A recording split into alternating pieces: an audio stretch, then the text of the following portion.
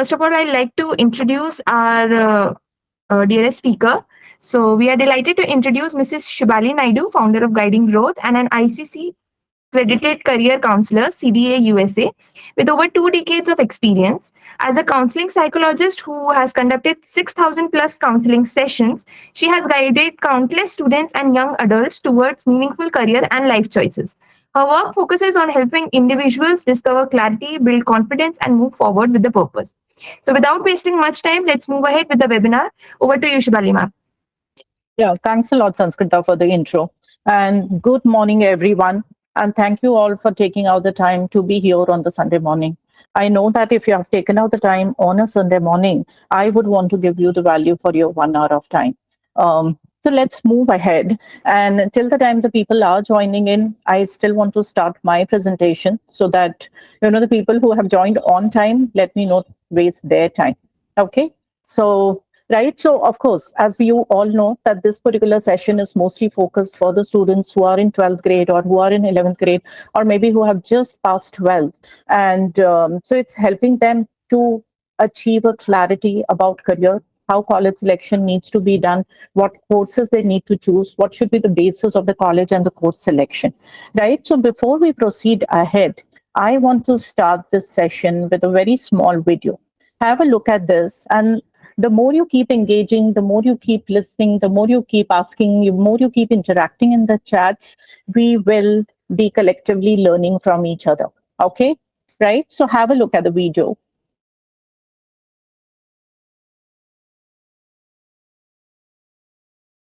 One day, a man. Are you able to see the video, or the video is getting paused? It is getting paused. Okay. Walk through an. Oh. 1 second. What's happening?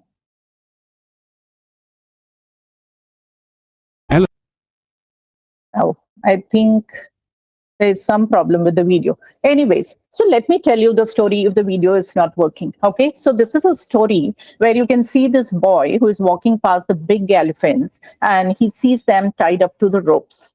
And he's wondering that why the big elephants are tied to this thin ropes and they are not, even trying to break away and break the ropes and run away. So he asked the trainer that why the big elephants are still tied to this thin ropes, right? Can anyone of you give me the answer? Why do you think the big elephants can be still tied to this thin ropes and they don't escape? Is anyone else who would like to answer? What do you think might be the reason for this?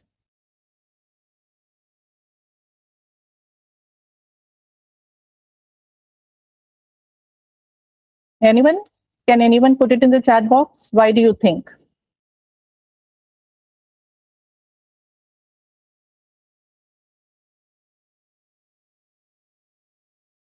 Nobody? Okay, so let me answer this, okay? They are used to it, of course, Srilata, right? So from the time they were baby elephants, they were tied to these ropes. They have forgotten their capacity, absolutely. Elephants are not aware, Aditya, absolutely. Okay, so yeah, all wonderful answers. So absolutely, they are not aware of their strength.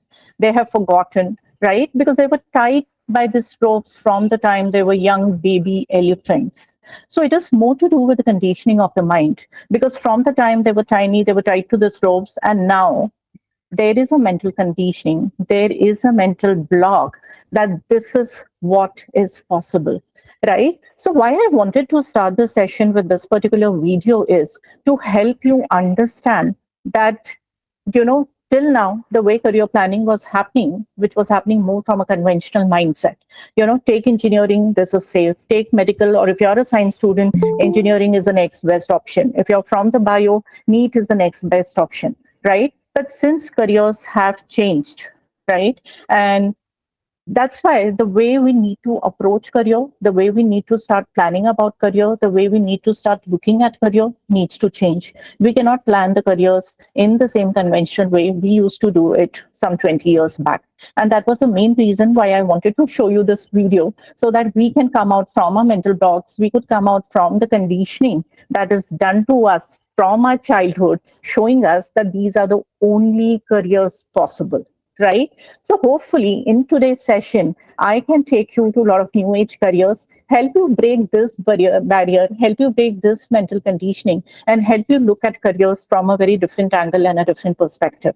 Okay, so as I have already mentioned, that what are we going to discuss today is that why is the career confusion, the new age career options in different streams, the skills that is needed in the AI era, how to choose the right college, how to choose the right branch or the course, how to make the most of your college years, and the practical roadmap of the career decision making. Correct? Right? Now, all the students who are in 11th, 12th, who have joined this webinar today, right?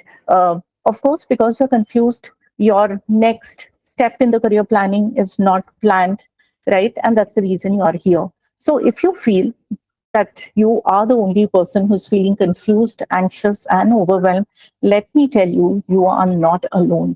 Because everyone who is there in the room feels that every one of the other student who's not a part of room, their life is sorted.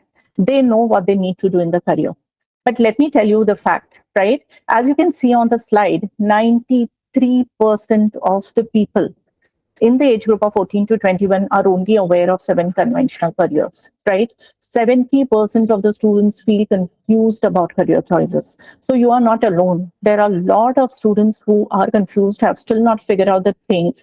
But, all of us feel that we are the only one. I am the only one who don't know. I am confused that everybody else is sorted in their life, right? 70 to 75% of the people are confused what to study after school, and 68% of the Gen Z and younger adults report workplace stress. And the main reason of the workplace stress is also because probably you're not aligned with the career, you're not in the right career, right? 1 in 10 students receive expert career counseling before making career decision. But as you can see, the good news is, if you take psychometric assessments, 72% of the people get clarity after the career counseling session. But let me ask you, all the people who are present in this room, how many careers are you aware of?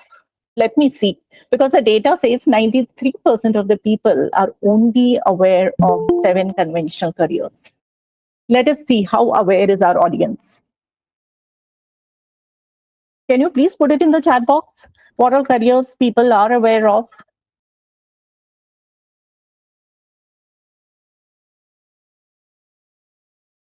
Since this is a small group, if we can make it more interactive, if we can make it more engaging, as I've said, everybody will learn better.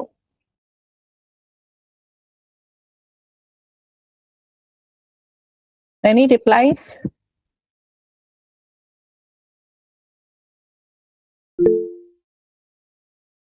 IIT is not a career, first of all. Government job, corporate job, okay.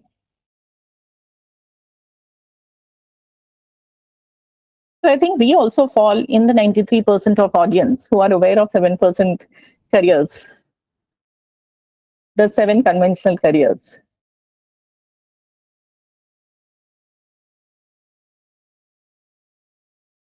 One, okay.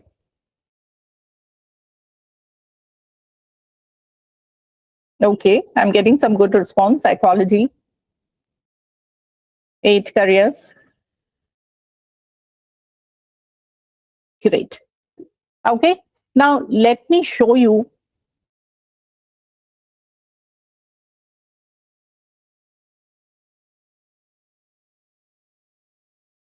Okay, now let us start with why is the confusion, correct? So if you're in 12th grade, or if you're in sports grade, your sports management, yes, data analyst, web, yes, right? So we are to a certain extent aware about 1 or 2 new careers. So maybe I think 10, yeah, psychology, fantastic. That's an upcoming field, right? So, but let us understand first, if a student who is in 12th grade, who has reached 12th grade, or who is in 11th grade, or someone who has already given the 12th grade exam, has passed 12th grade, what would be the reason that they still don't have a career clarity? Correct? So definitely, I mean, of course, you are not aware what career to choose. And when you were choosing the subjects after 10, it was not uh, chosen with respect to what career I need to go in, because of course the career only was missing. You were not aware of what career you need to choose. Secondly, most of the focus in India, and even when we were getting this Google forms filled up and wanting and trying to understand that what students think about what to study, what streams to take, what courses to take, what colleges to take, one of the big thing is, will I get a good job? What I need to study to get a good job. Isn't it? Right? Of course. In India, most of the people choose the subjects, the streams, science, commerce, etc., based on the marks. So if you have scored above 90%, you are going to choose science. Very few students are there who will think whether they want to go in the science, because that is how the social conditioning is, that if you're a high scorer, science is the way ahead for you. You might have chosen a wrong career path, or if you would have picked up a stream, whether science, commerce, or anything, you might not be liking the subjects that you're studying. So now, since you're not liking the subjects that you have picked up, again, you're confused. Should I continue to further study in these subjects, or do I need to change my stream? Do I need to look at something else?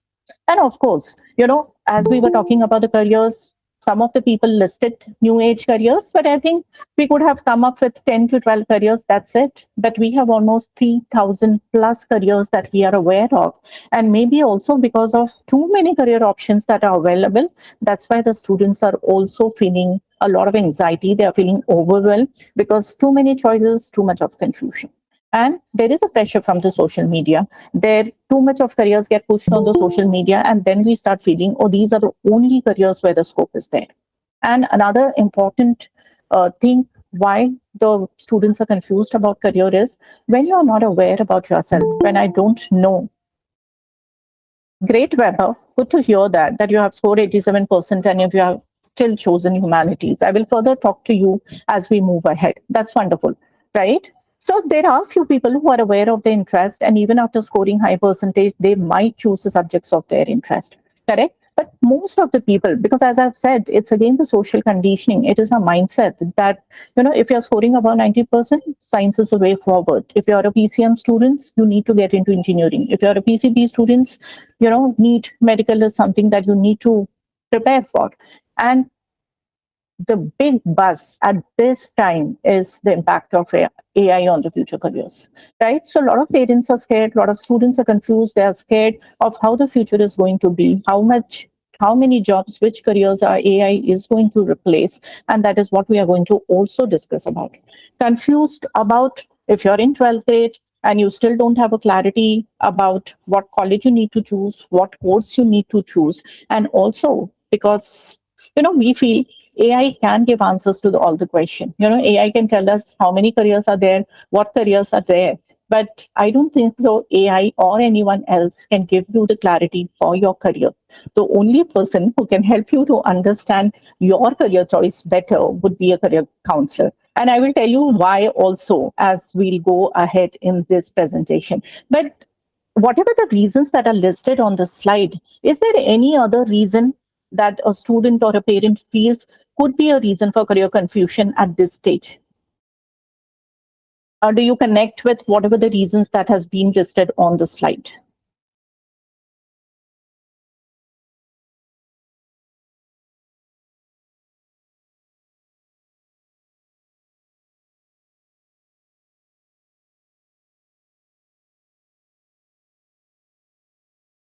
Okay, since there are no answers, let me move to my next slide.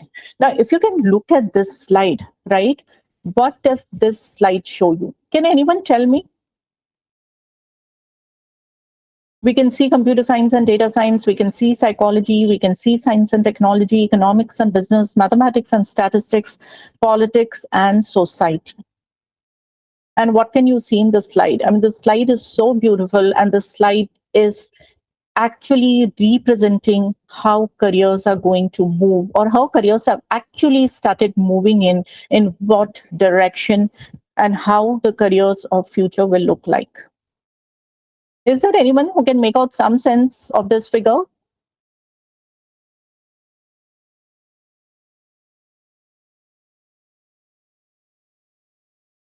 please, audience, if you'll put in the chat, please put the messages in the chat so that I can make it more interactive and I can give you the value for your time. Is there anybody?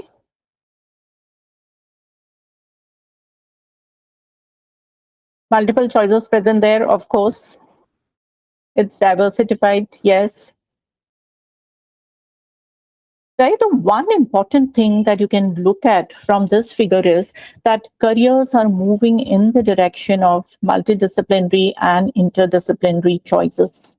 Right. So earlier it was that, a science students just stick to the science domain. A commerce student might be just in the commerce domain. A humanities student might just stick to the humanities domain. But as you can see here, now you have a possibility, and I think it's a fabulous time for all the people who have multiple interest area, because current time, the present age careers and the future age career actually gives you an opportunity to combine your varied interest and move towards multidisciplinary careers, right? So somebody has put it in the chat, psychology plus AI, right? So that is again a field where you can combine psychology plus technology. You can combine economics with finance, right? You can combine economics plus psychology. You can combine finance with psychology. You can combine technology with language. Yes, behavioral economics, behavioral finance, these are the areas that we can look at. Somebody has asked me a form about statistics also. Right now, let me tell you, if you look at any of the field which is connected to data science, data analytics, any field that uses research, any field that collects data based on the research, and if you have to analyze the data, if you have to understand the patterns from the data, drive insights from the data, statistics is the way to the go. So all the statistics software, all the statistics learning is something that you will use it in the, no, sorry, we can talk about it later. Okay. So statistics is something that is applicable to every field, whether it's financial data analysis, whether it's marketing data analysis, whether it's data science, every field which requires any kind of data to be analyzed, statistics is the backbone for that. Okay, and you can see even bioinformatics, computational biology, everything is what you can see. But I was just showing you the slide for you to understand that now you need not have to just stick to one domain. You have multiple opportunities to combine different subjects from different domains and have wonderful options for you. And we will discuss definitely all those options in details, right? Isn't it a great time for the career? Correct. So let's start with what are the options in sciences. Okay, see, I might not have listed all the options. Okay, so I might not have listed the regular options in the sciences. Of course, there are research options in all the pure sciences field, right? But whatever the options that you can see on the slide currently is mostly the new age career options, right? What are the options which are more futuristic when it comes to how careers are shaping up in the science, right? So there was a question actually in my form for research also. So let me just explain you a little bit about research also. So when we talk about the research is also becoming interdisciplinary and multidisciplinary. So a lot of research institutes, whether it's NICER, whether it's CICER, whether it's IISc, you can see that the first year foundation of all of these research institutes will have all the subjects, maths including social sciences, physics, chemistry, biology, natural sciences, everything. And once you're done with the foundation of all the subjects, then you slowly start moving up, selecting specialized subjects from your second and third year. Right. And of course, research is something that you need to have a lot of patience, a lot of perseverance, and actually passion for the subjects to pick up research. But let's come back to the options in science. Okay. So when you look at option in sciences, of course, all of us know that AI and machine learning is one of the biggest hot in-demand career as of now, and it's going to be a very in-demand career in the future as well. I'll be talking about artificial intelligence and machine learning in detail in my next slide, but all of us would be aware of the recent IPO of SpaceX, right? It was in news yesterday, day before yesterday, and we know what is the worth of Elon Musk, right? How many $1 trillion where he's alone is standing. Correct? Data analytics, data science is again the career.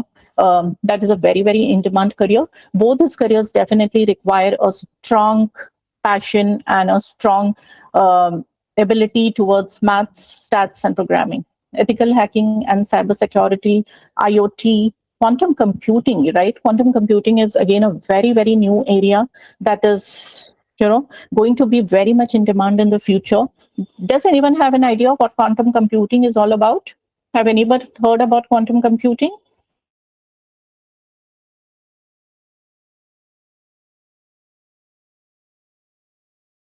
No? Okay. So, see, earlier, all of you are aware, right? So, we used to have this bits, and the computer generally works. Yes. So, but it is more of, the binary version of the computer, which was 0 and 1. But what quantum computing looks at, do we have the possibility where we can solve complex problems where 0 and 1 both becomes possibility? It is not about just 0 or just 1. So, basically, it's use of quantum physics to solve a lot of quantum problems. Correct. Yes. Right. And then we have, of course, robotics and automation. We have ethical hacking, right? Computational physics, right? So as I've said, even pure sciences, pure physics, computational chemistry, these are all the areas that you need to look at if you want to even go for pure science research. Aerospace, astrophysics, space tech scientist, material science, nanotechnology, renewable energy, right? The current war that is happening, it's all because of the non-renewable resources. So we are, of course, moving more towards the renewable energy resources. And I will talk about detail about the renewable energy also. Petroleum engineering, and then defense, security, and intelligence. Right? So these are the trending careers that are in demand, futuristic careers when it comes to science, especially the PCM. Okay, now let's look at few careers slightly little bit and more in detail for you to have a better understanding of what this careers is all about. So as I've said, AI and ML engineering, one of the top careers, in demand futuristic careers. Now what they do is they learn, the professionals responsible for designing intelligent systems that can learn, analyze, predict, and automate the task. All of us might be using ChatGPT, right? Each one in the group might be aware of ChatGPT. They might be aware of Claude, Perplexity, Notion LLM. There are so many AI tools as of now, right? And each one of us might be using AI tool on an everyday basis, right? Now, what is the projection of this area? That, more than 75% of organizations are going to integrate AI into core business. That means every business is going to get impacted by AI. So now AI is a mandatory part of any and every career that you're wanting to get into. So it's not that AI is going to replace job. Yes, there are few monotonous jobs which will be replaced by AI, but there will be a lot of new jobs that will get created by AI. And most of the other professionals, they need to use AI as a co-worker to increase the productivity and the efficiency. Right. And of course, as we can see, the job growth that is projected in this market is almost 40 to 50% in the coming years. Right. So great area, great demand area. And you can see the salary ranges also, right? So youth salary range. Anything anybody would like to ask about this? And of course, we have BTech courses in this, but the recent course that the IIMs have started, which is a BSc course. So BSc Data Science, BSc in Data Science and AI are the courses that somebody can look at after the 12th grade, apart from the BTech courses. The only eligibility that you need to have is a maths in 12th grade, and you need to pass their own entrance exam. Okay, now let's look at the cybersecurity. Cybersecurity is again one of the growing areas. All of us know that there are a lot of threats when it comes to the cyber threats, right? It could be malware, it could be a ransomware, it could be phishing, it could be any kind of virus that can breach the network and do an intrusion in the network. And cybersecurity engineers' job is to identify and detect and prevent these attacks, right? And ethical hacking is one of the areas that, of course, come into this. And cybersecurity engineers basically look at threat detection, they do penetration testing, they do risk assessment, they do security testing and all that. Again, if you can see, this is again one of the area which is widely growing area.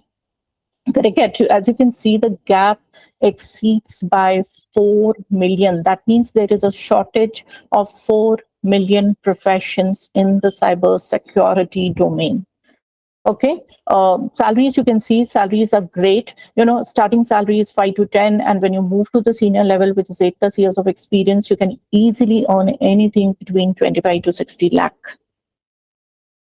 So again, cybersecurity is something where you can do BTech, but you also have certain BSc courses and diploma courses in ethical hacking as well.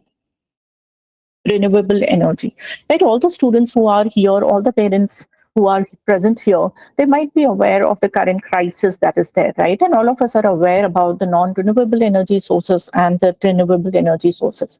And of course, because of the crunch of the non-energy resources, we are moving towards the renewable energy, whether it's wind, whether it's solar energy, whether it's hydrogen, anything which is going to keep our environment safe and green. That is where we are going to move towards, right? Now, what do the renewable energy engineers do? They, of course, design, develop, install, and manage systems that generate energy from renewable resources, right?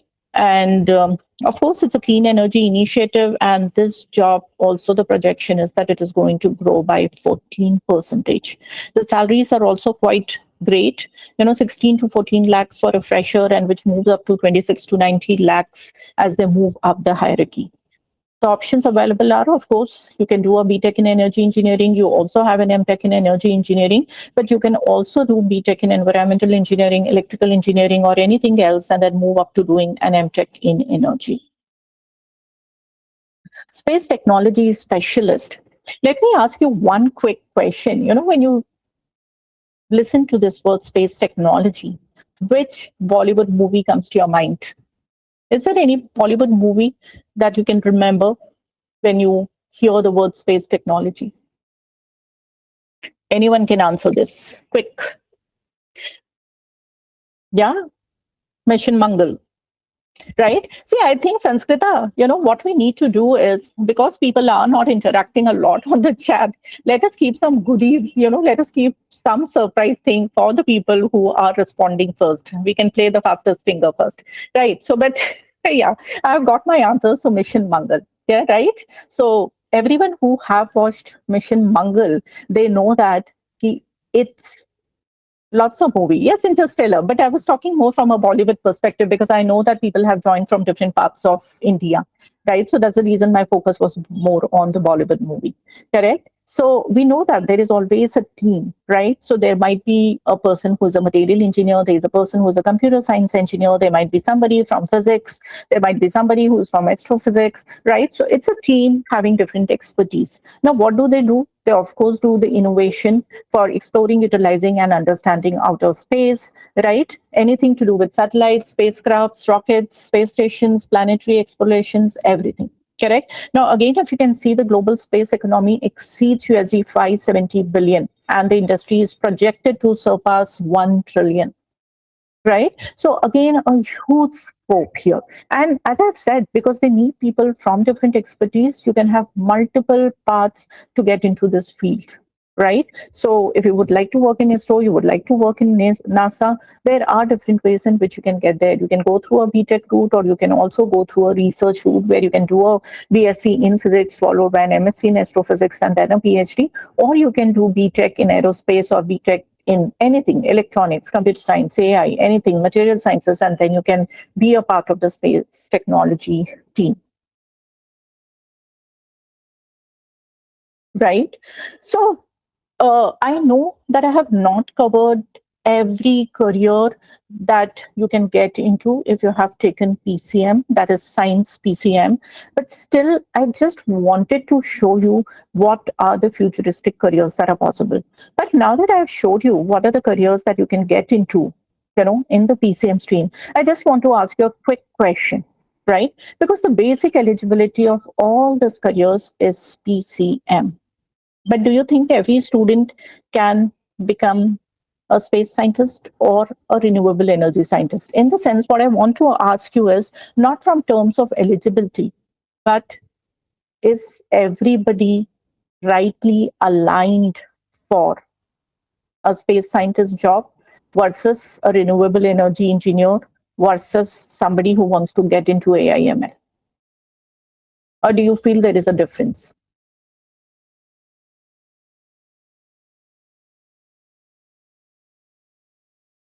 what will help you to decide? Yeah, Srilata, not all. They are different. Yes, absolutely.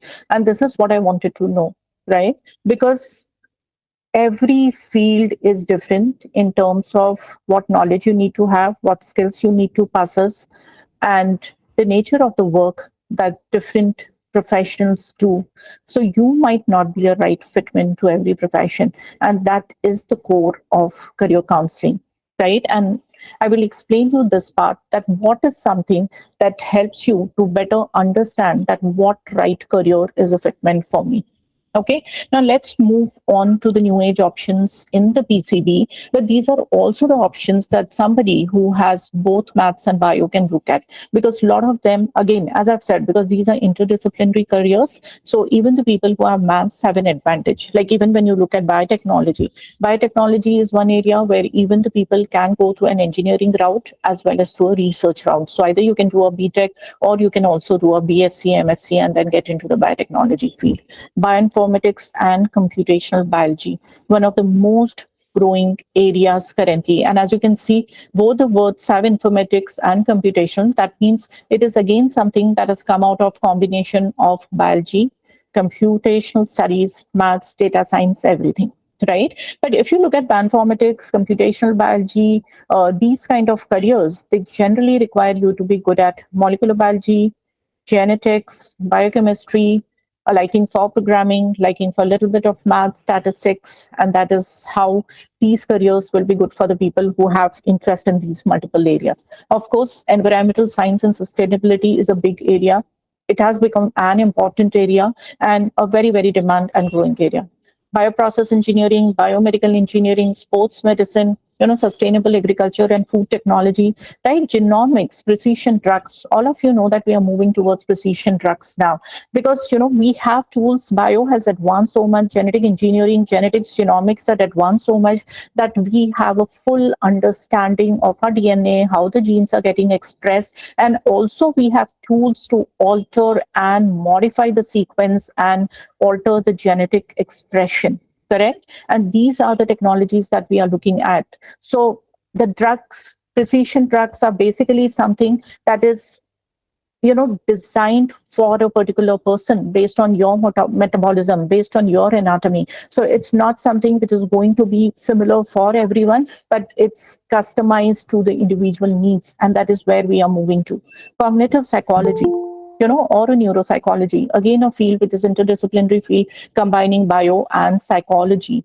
Neurosciences, biopsychology, forensic science, forensic psychology, clinical research, right? A lot of us might have become aware of clinical research during the COVID time, because everyone was talking about the vaccine production. There were a lot of movies and series that has come out on how the vaccines are actually made, what are the different testing phases that they go through before they come in the market. So clinical research is that area which basically looks into this. Healthcare tech, right? So as you can see, technology is getting integrated into every space.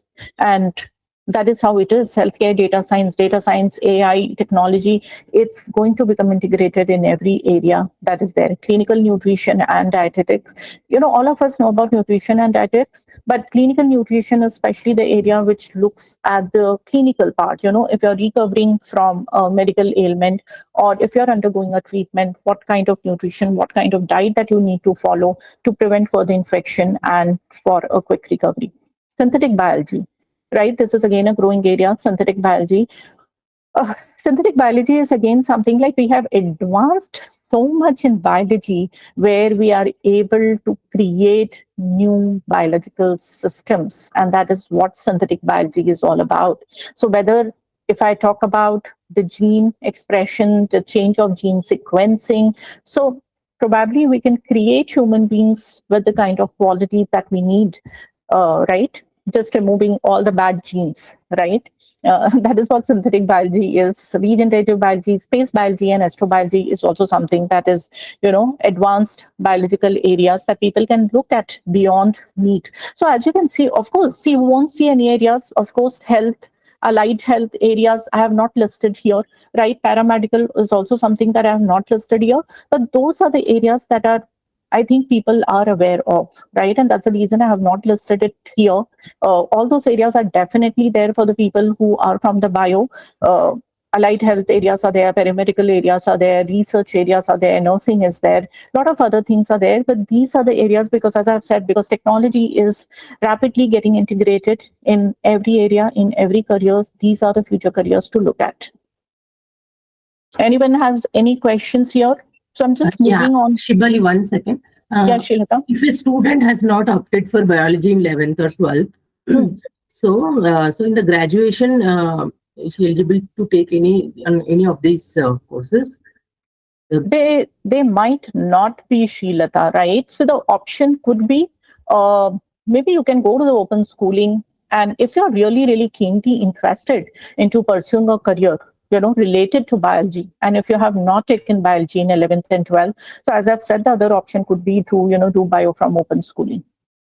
Okay, so the graduation, they require biology in 11th and 12th. Yes. See, especially if you're looking at areas, see, some of these areas could also be open for a PCM person because, as I've said, because it's a technology integrated area, correct? So they might allow people to come from PCM also and from PCB also. And then the first year is generally a foundation course where they will teach you every subject. Yeah, because when you take BTech biotechnology, I don't think they need PCMB, no? So see, BTech biotechnology, I will tell you, most of the colleges actually, they need maths. Yeah.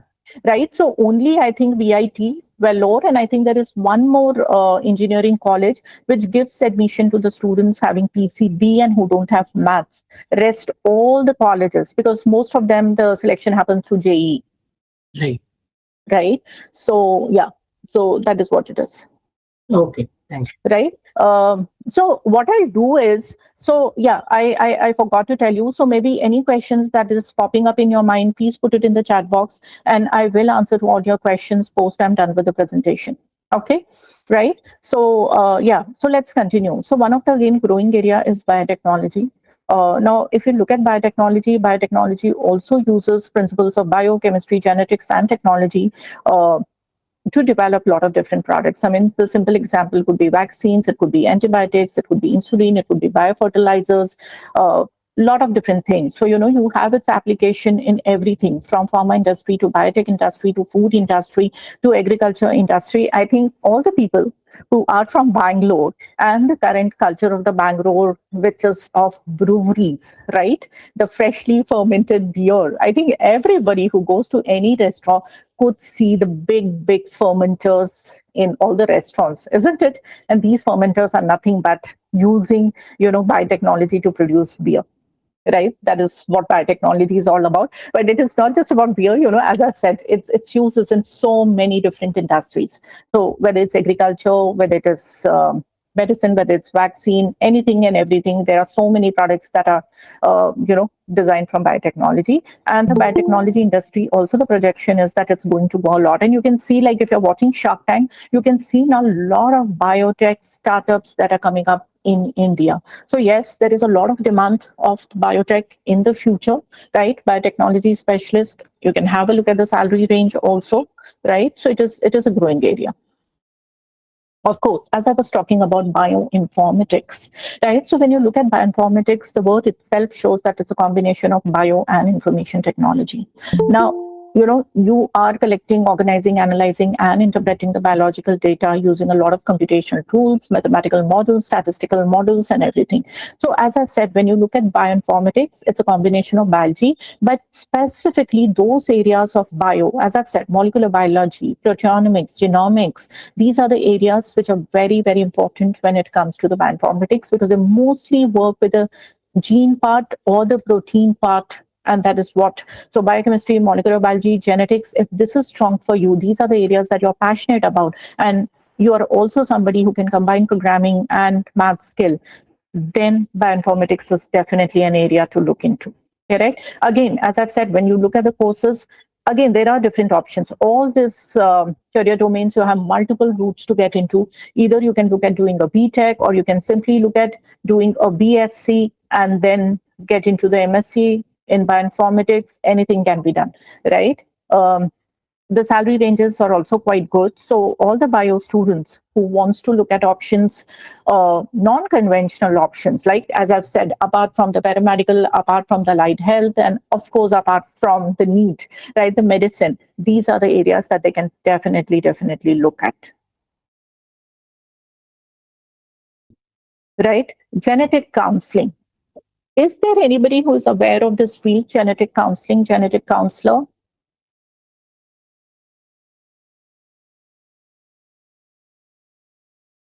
Because this is a field that sits at the intersection of genetics, so bio, and counseling. Okay, now let me explain you a little bit. What does, great, yeah, this is a growing area now, genetic counseling. Right now, what do these genetic counselors do? Right, so they can work in the area either of prenatal genetics. That means if there is a chromosome abnormality, or if there is a gene problem, right, and there is a chances of it getting inherited, then that is where the prenatal genetic counselors come into the picture, and they help people to understand the impact of what this genetic information mean and how they can cope up with it. So whether it's prenatal genetic counseling, whether it's cancer related counseling, whether it's related to pediatric, or whether it's related to a lot of neurogenetics, or there are a lot of other problems that passed on. Even they say if you have a heart problem or any other problem, a lot of them, your genetics play a very important role in how it gets transmitted from your parents, or how it gets inherited. Transmitted is not the right word, inherited from your parents to you. So genetic counselors play an important role to help you understand this complex medical terminology and what does it mean to you in a layman's language, so that you can make the best of that information and navigate your life based on that, right? Again, as I've said, it's a growing industry because we know that there are a lot of genetic related diseases which are on rise, and it's very important for us to understand that what is in store for our future. There are a lot of colleges in India, a couple of them, Manipal being one of the best in this, who have a master's course in genetic counseling. So again, right, you can do your bachelor's in any of the life sciences, biological sciences related courses, or you can give, we'll go to commerce section, Aditya, right? Biological sciences, life sciences, genetics, microbiology, molecular biology, anything, and then you can go ahead to do masters in genetic counseling. Public health specialists, all of us know they work more in the prevention area, right? So again, you can have your graduation from any of the field, and then you can do a master's in public health. They generally analyze health trends, develop prevention strategies, design public health systems, conduct research. So they mostly work towards preventive awareness programs. Again, this area is growing by 7% to 13%.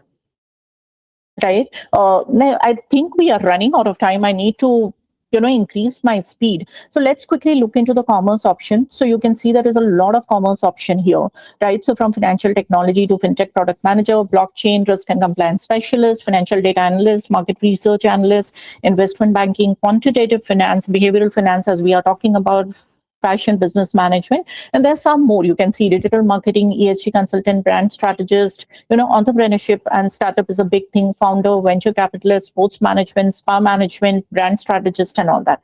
Correct? I'm going to increase my speed because I was not aware of the time. Sorry, let me catch up with the lost time, and let me just quickly take you through it. Otherwise, we won't be able to cover up all the slides.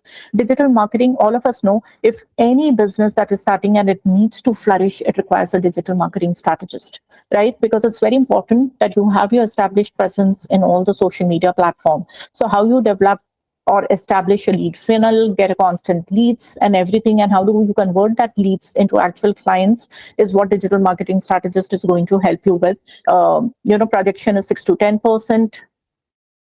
If you look at fintech is again one of the growing areas. All of us are using all this GPay, different payment gateways. There are digital banks, everything is available, digital wallets, everything. And this is one area which is going to grow. It is already growing, and it actually needs a lot of specialists who have this, unique skill set of combination of finance and technology.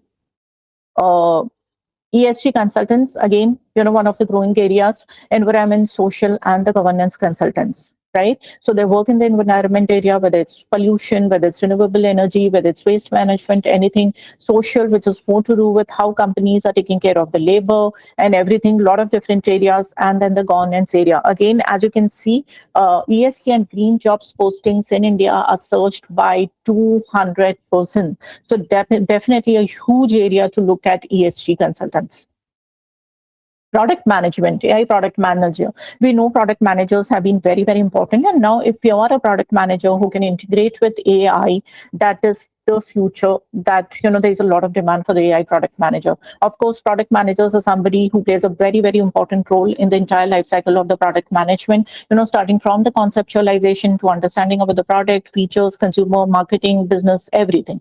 Correct? Again, as you can see, there is a huge gap, 1.25 million jobs that the AI product managers requirement is, and there is a huge gap in this market also. So this is also a career that you can look at, which has immense. Now, let's move on to the careers in humanities.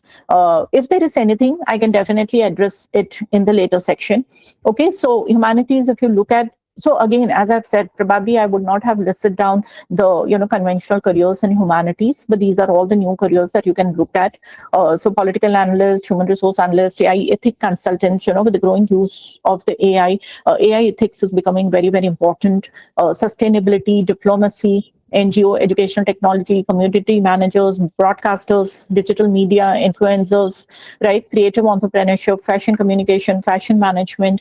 Then, of course, you have behavioral psychologist, policy analyst, content and media strategist, sports psychology, consumer psychology, psychology with AI, as somebody has told, right? International relations, of course. Right. We'll quickly look at some of the fields in the behavior psychology. Again, it is a study of the human behavior. How do you take decision? Why do you take certain decisions? How your emotions get affected? And this understanding of behavior and behavioral pattern, I think, plays a very, very important role in how consumers make the decision. So not only just consumer making the decision, so marketing, again, a very important area, but education, healthcare, everything. So you can find behavioral psychology working in every area. Again, you can see 42% is what is the demand is this career. Huge annual growth of 11.26. International relations, right? See, if you're looking to get into international relationship, all of us know that, one way to get into is UPSC IFS, but another one is to get into is through the Masters in International Relationship. Now, the 2-3 common subjects that are very, very important if you're looking at getting into international relationships is political science, economics, law. These are the subjects that are very important if you need to get into international relations.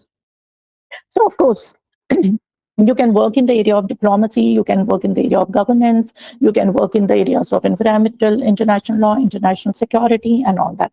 Correct? I mean, highly, highly respected area. Okay? And highly in demand and growing area. That is what IR is all about. Policy analyst, right? Policy analyst again plays a very, very important role because these are the people who research, who evaluate, who develops policy, who suggest government to make the kind of policies that people need. And of course, we need policy in every area, whether it is healthcare, whether it is education, whether it's public safety, whether it's social welfare. Every area requires a policy analyst. Okay, and of course, again, you can see there is a huge projected demand for this policy analyst also. 7% is what you can see in the slide, right? AI ethics, as I've said, as the artificial intelligence area is growing leaps and bounds, ethics, compliance, regulations is something that is becoming very, very important. And this is definitely an area that you can look at. And this area, of course, sits at the intersection of technology, ethics, psychology, public policy, law, and human rights. You can see, over 75% of organizations, since they are going to implement AI frameworks, it's very important that there is a responsible usage of the AI adaptation. So again, AI ethics is something that is a huge area, in demand, growing area that you can look at. And UX research, right? Again, as I've said, every company, every industry would require a UX researcher because at the end of the day, what the user is experiencing is something that is very, very important. Whether you have product, whether you have services, to understand their needs, motivation, behavioral patterns, everything you need an UX researcher. Again, if you can see AI integrated UX job options, right? Growing by 25 to 30% annually. So one thing that I would like to tell you that every profession, every career, every job is going to get impacted by AI.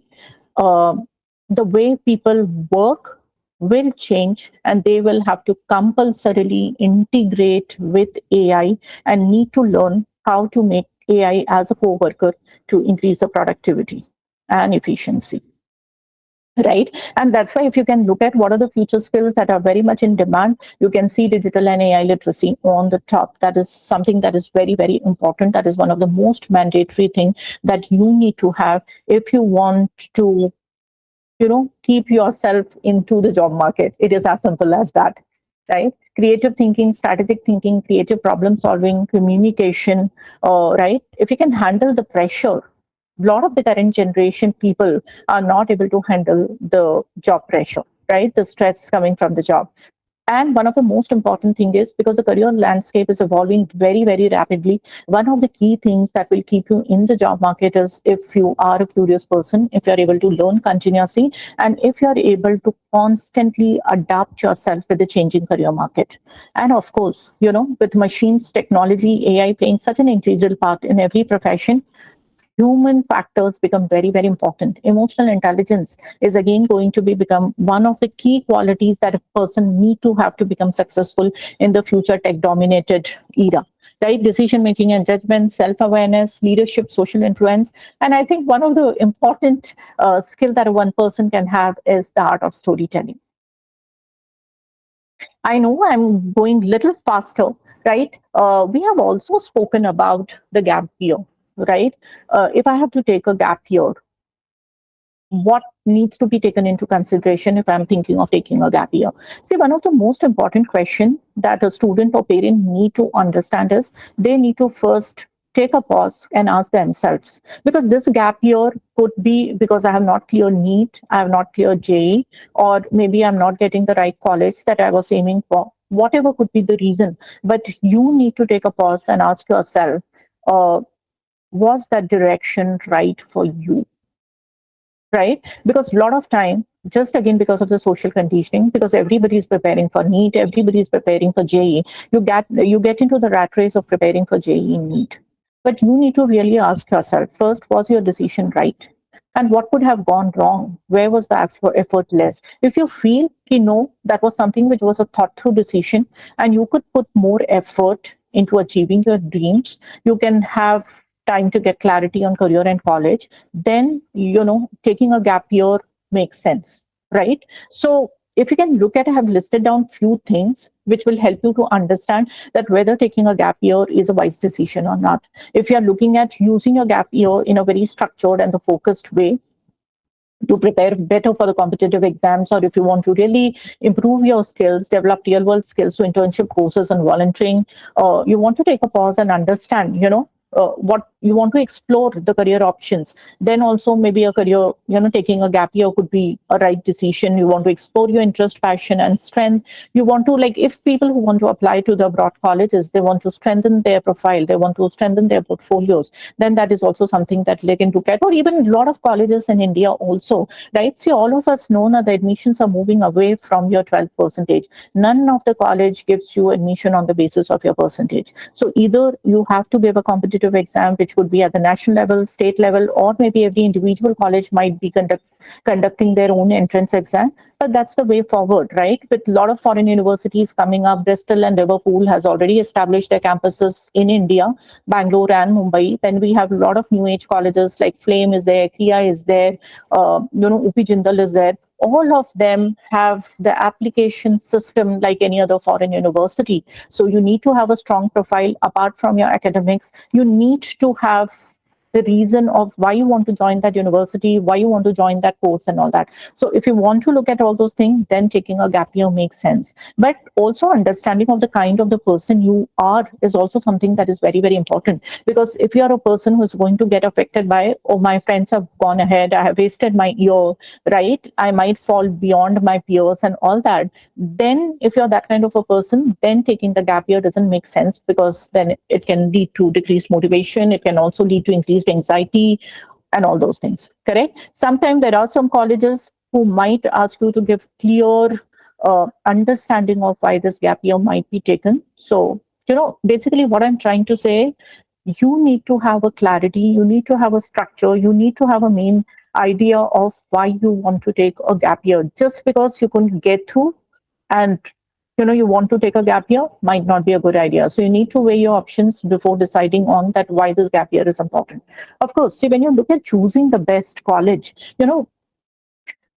see, one of the key things that you need to have when choosing the best college is, do you have the clarity of the career goals? Correct? Because if you have the clarity of career goal, then you will be able to narrow down the right colleges, and that is how the selection of the right colleges happen. But of course, to also understand the course, what major subjects that you need to look at, what minor subjects you need to look at. And as I've said, since we are moving towards multidisciplinary and interdisciplinary kind of subjects and the careers, you see that a lot of colleges are opting this option. They are giving you this option where you don't just major in one, you can major in two subjects, or otherwise you can take one major, one minor subjects, two major, one minor subjects, and this could be completely from different domains. A lot of new age universities are giving you this option. But of course, when you're looking at the colleges, you need to look at their credibility, whether it's UGC, AICT approved, look at their certifications, the NRIF ranking, the NAC certification, right? Whether you're just focusing on degree or this college is also helping you to build skills, because all of us know that only degrees are not going to get you job. There's a huge gap between the courses, colleges, what they teach you and what the industry require. Especially the people who want to get into any of the biology related areas, microbiology, biotechnology, any of the areas where you will require a good lab.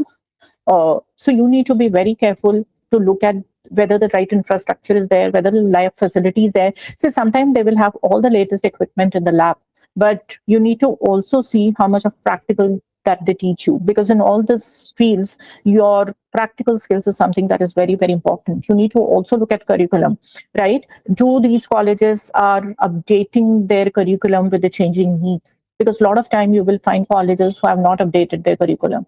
What about the placements? What about the placement realities? See, if you look at right from a coaching institute of a JEE NEET preparation to an IIT or any other college, they will only market the people who are getting the highest salary, right? So you will always see this news of 1 crore package from an IIT, right? But I think what we need to realistically also look at, not the highest package, but we need to also look at what is the average package that people are getting once you are studying in those institutes. Of course, location, how much you can travel, where you can study, your financial constraints, if the institute is offering any scholarships. That is also something that you can take into consideration. What is the kind of the student life that you can have, right? See, all of us know that only academics is not important now. You need to have a holistic development.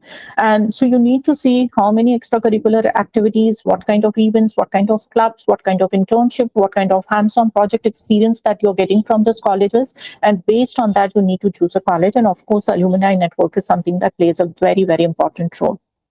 Right? When it comes to choosing the branch, now the slide I have made mostly because engineering people have confusion to what branch to select, right? So as you can clearly see, if your JEE ranking is less than 2000, and if you're getting IITs, the top IITs, correct? The IIT Bombay, Delhi, Madras, which are the core IITs, you can choose the IIT brand label and you can let go the branch, right? Because there is some flexibility where you can change the branch also, but IITs are of course IITs, and you can give preference to IIT. But if your rank is somewhere between 2000 to 10,000, then you need to have a little balanced approach and see that if you're getting lower level IITs versus if you're getting top NITs, right? And if those top NITs whatever the specialization that you're wanting to take, how good is the department, how good is the placement record and everything. Based on that, you can choose either a top NIT or you can choose a lower IIT. And but if your JE ranking is quite low, then you need to choose what you want to, the branch that you want to get into. So the branch is going to get preference than the college, right? But if you're looking at any other courses, right, if you're from commerce, if you're from humanities, if you're from bio, one thing that I will say, there are a lot of specialized courses that are present at the graduation level.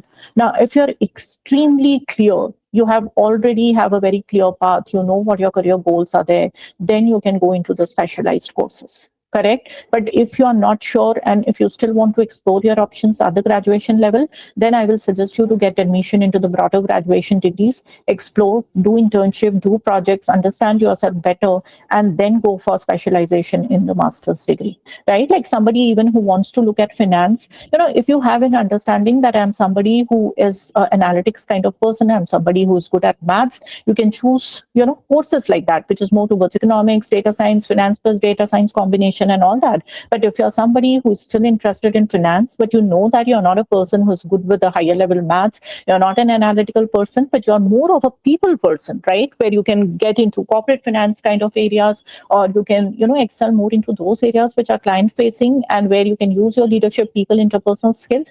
Then maybe you need to look at courses like BBA, finance, or other courses where, the college and the environment nurtures more of your people skill. Right? And how to make the best of the college years. Of course, as I've said, when you look at the college years, this is the time which is an transition time between your student life and your professional life, right? Especially if you're getting into a course where you can start working after your graduation degrees. So the first and the most important thing is focus on skills, not just grades, right? Even in 11, 12, grades are okay, like even if you're scoring an 80, 85%, but even in the college, if you have a decent CGPA, doesn't matter beyond that. You need to have skills, right? Do a lot of internship, have a lot of real world experiences, because that is going to what make you employable. Join a lot of different clubs, societies, leadership opportunities, networking. Nowadays there is a common saying that your networking is your net worth. So the more you're able to network with your peers, seniors, alumni, it's going to help you to progress in your career, develop communication and problem solving skills. Nowadays it's very important that once you get into the college, you need to have a LinkedIn profile. So build a very strong LinkedIn profile, connect with people, explore people on LinkedIn whom you feel that this is a career that I would like to get into. Connect with them, talk to them, understand what are the opportunities in that field. So LinkedIn is a very good way to connect and get into the right job. Participate in competitions, projects, and certification. Again, apart from skills, as I've said, AI is also one of the most important skills that you need to learn. Streamline more of your strengths, interest, and career direction. Of course, take care of your mental well-being. And yes, friends, the college friends are for life. So make friends beyond your academics. Just 2-3 key things. See, we have been talking about a lot of careers. Each career is very demanding career. It can work for somebody who is the right fitment for that career. But what is the secret to understand whether this career is right for me or not? The one of the most important thing that help you to understand that what careers are the right fitment for you is the self-understanding and the self-clarity. So if you know that this is the kind of the person who I am, these are my strengths, these are my passion areas, this is where I am in terms of my emotional intelligence, emotional regulation and all that. And this is the kind of my work style, in the sense whether I'm more creative, whether I'm more people oriented, whether I'm somebody who's more research driven, knowledge driven, analytical and all that. If you have an understanding of all this thing, that is what will help you to better understand the careers, right? Of course, second step is the first step of a practical career planning framework is to get first a self-clarity, a very strong holistic self-understanding. And that is where the psychometric assessments play a very, very important role, because they are scientific, they are very objective to help you assess yourself, scientifically and objectively. Second, of course, is a career exploration. So you can do career exploration through career libraries, talking and meeting to professionals. You can read about those careers, you can research about those careers. Once you have done that, then you can have a research on your colleges, what colleges to choose, right? Whether in India, abroad, anywhere, develop the relevant skills and create backup plans. No, so how do we help you? See, basically, like as I was talking about the psychometric assessment, as you can see, these are the different dimensions that we check, right? So orientation, we style, personality is there, aptitude is there, emotional quotient is there, and interest is there. And you can see there are so many dimensions that we assess, and that gives you a very good holistic understanding of yourself. The second thing, once you have a self clarity, we also have a lot of internships, right? Because as I've said, internship is something that helps you to get hands on experience, helps you to develop skills. So we have community internship programs, right, which is an off campus program also. And we also have the simulated workshops, right? The off-campus workshop is on sustainability. The other program, which is more on the social media, online marketing, digital marketing, and all that. This is also something that you can consider. We also have the virtual internship program, right, where we have almost 46 virtual internships that you can explore before you finally take a decision to decide what career is right for you. So I think that was my last slide, and this is something that is, there for the people who have attended the seminar. This is a special surprise. So you can have a one-on-one interaction with me, a 15 minutes discovery call with me to better understand your career thing.